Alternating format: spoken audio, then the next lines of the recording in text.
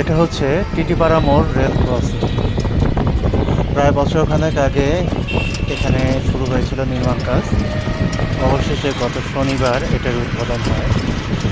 এখানে মাঝখান দিয়ে দুটি দুটি দুটি করে 4টি লেন করা হয়েছে গাড়ি চলার জন্য, আর পাশ দিয়ে দুই পাশেই সার্ভিস লাইন রাখা হয়েছে। এটা আমরা টানেলের মতো বুঝলাম, রেল লাইন।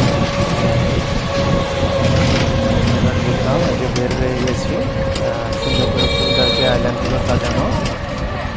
এখানে ইজিলি রিক্সাগুলো চলতে পারে এবং পাশ দিয়ে চলবে গাড়ি ঘোড়া।